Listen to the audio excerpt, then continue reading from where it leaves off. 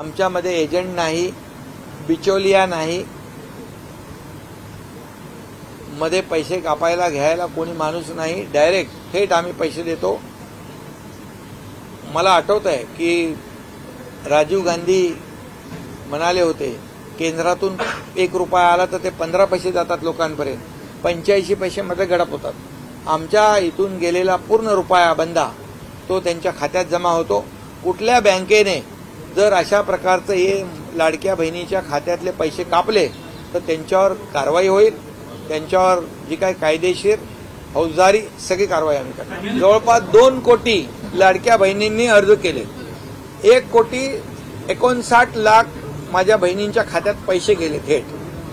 त्यामुळे हा आकडा जवळपास 2.5 कोटीच्या वरती जाईल आणि त्यामुळे 2.5 कोटी माझ्या बहिणींना याचा फायदा होईल। तर आपण स्वतः पाहिलेला असेल लाडकी बहीण योजनेबद्दल स्वतः मुख्यमंत्र्यांनी माहिती दिलेली आहे की जे राहिलेल्या बहिणींचे पैसे असतील किंवा जे येणारे आता तिसरा टप्पा हप्ता जो असणार आहे त्याचं वाटप असेल, त्यामध्ये जर बँकांनी पैसे कापले तर कार्यवाही केली जाणार आहे, फौजदारी कारवाई केली जाणार आहे। कारण की हे लाडके बहिणींचे पैसे असणार आहेत असं त्यांनी सांगितलेलं आहे आणि हे जे पैसे आहेत डायरेक्ट DBTद्वारे तुमच्या खात्यामध्ये येणार आहे, डायरेक्ट बेनिफिशियरी ट्रान्सफर असणार आहे, मध्ये कुठले एजंट वगैरे असणार नाहीत। परंतु बँकांनी पैसे कापलेले आहेत, पहिला किंवा दुसरा हप्ता ज्यांना 3,000 रुपये भेटलेला आहे त्याच्यामध्ये तशी माहिती देखील या ठिकाणी आलेली आहे। बघा, मुख्यमंत्री माझी लाडकी बहीण योजनेची सध्या सगळीकडे चर्चा आहे, परंतु या योजनेसाठी आतापर्यंत साधारणतः 2 कोटींपेक्षा अधिक महिलांनी अर्ज केलेत। तर आतापर्यंत 1 कोटीपेक्षा अधिक महिलांना या योजनेतून आर्थिक लाभ देण्यात देखील आलेला आहे। तर महिलांना जुलै आणि ऑगस्ट या 2 महिन्यांचे 3,000 रुपये भेटलेत। बघा, तुम्हाला भेटले की नाही कमेंट बॉक्समध्ये कमेंट करून सांगा। ज्यांना भेटलेत त्यांनी हो म्हणून धन्यवाद म्हणून नक्की पाठवा, ज्यांना भेटलेले नाहीत त्यांनी नक्की नाही म्हणून पाठवू शकता। तर तुमचे पैसे देखील लवकरच भेटणार आहेत। ज्यांचे नाहीत भेटले त्यांचे आपण ते व्हिडिओच्या शेवटी देखील पाहणार आहोत। तुमचे पैसे आता तिसऱ्या टप्प्यामध्ये भेटणार आहेत आणि ही योजना पुढे चालूच राहणार आहे। प्रत्येक महिन्याला एक टप्पा असा पुढे चालूच राहणार आहे। आतापर्यंत फक्त 2 टप्पे झालेले आहेत, तर हा तिसरा टप्पा येतोय सप्टेंबर महिन्याचा। त्यामध्ये तुमचे पैसे नसतील भेटले तर तुम्हाला 100% पैसे भेटणार आहेत।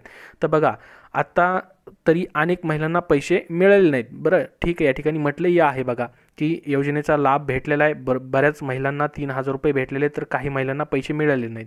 तर आता काय झालं आहे, वेगवेगळ्या चार्जेस अंतर्गत ज्या महिलांना पैसे भेटले त्यांचे बँक खात्यावर जमा झालेले पैसे संबंधित बँका कापून घेत आहेत, याची अडचण या ठिकाणी निर्माण झालेली आहे आणि सरकारने त्याची आता दखल घेतलेली आहे। तर स्वतः मुख्यमंत्र्यांनी या ठिकाणी लाईव्ह बोलताना सांगितले, आपण ऐकलेले असेल की बँकांनी जर असे पैसे कापले तर ही अडचण जी निर्माण होते त्याच्यावरती कार्यवाही मात्र केली जाणार आहे। तर माझी लाडकी बहीण योजनेअंतर्गत पात्र ठरलेल्या महिलांच्या बँक खात्यात सरकारने जुलै आणि ऑगस्ट असे एकूण 3,000 रुपये जमा केलेले आहेत। तर आतापर्यंत 1 कोटीपेक्षा अधिक महिलांना हे लाभ भेटलेला आहे। बँक खात्यावर पैसे टाकण्यात आलेले आहेत। मिनिमम बॅलन्स न ठेवल्यामुळं, त्याचबरोबर इतर काही चार्जेस असतील तर दंडात्मक कारवाईच्या नावाखाली महिलांनी मिळालेल्या 1,500 तसेच 3,000 रुपयातील काही रक्कम बँकांनी कापून घेतले। म्हणजेच राज्य सरकारने लाडकी बहीण योजनेअंतर्गत प्रतिमाहा 1,500 रुपये या हिशोबाने पात्र महिलांना बँक खात्यावर पैसे टाकले आहेत, पण अनेक महिलांना मात्र ही संपूर्ण रक्कम मिळालीच नाही।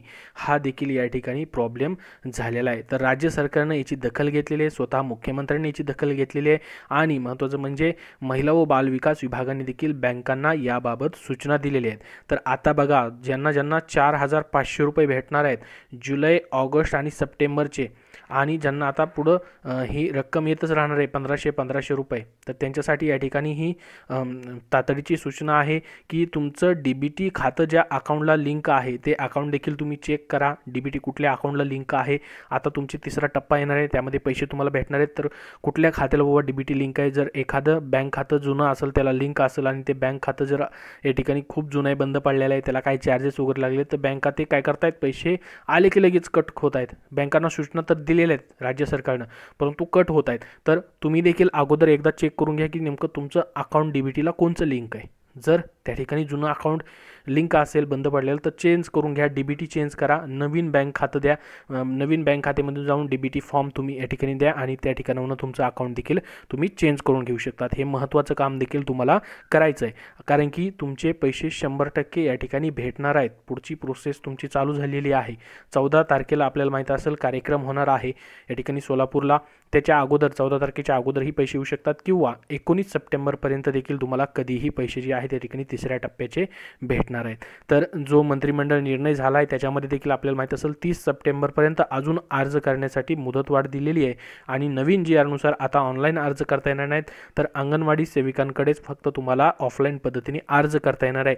कारण की ऑनलाईन अर्ज करताना भरपूर सारे आता गैरप्रकार होताना दिसत होते, त्यामुळे हा निर्णय त्यांनी घेतलेला आहे. ऑफलाईन पद्धतीने सध्या अर्ज घ्यायचं ठरवलं आहे आणि अर्ज संख्या आता कमी होते, त्याच्यामुळे देखील हा निर्णय घेण्यात आलेला आहे. आणि पुढे लाडकी बहीण योजनेचा आढावा देखील घेण्यात आलेला आहे.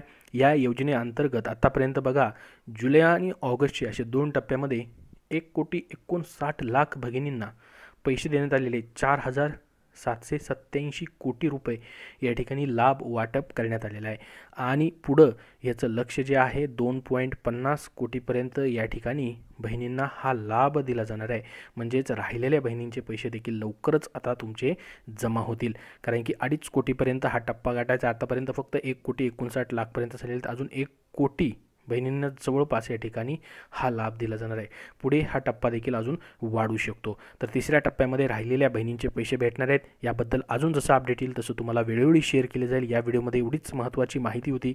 अजून तुमचे याबद्दल काय प्रश्न असतील तर कमेंट बॉक्समध्ये कमेंट करून नक्की विचारा. हा व्हिडिओ नक्की लाईक करा. धन्यवाद.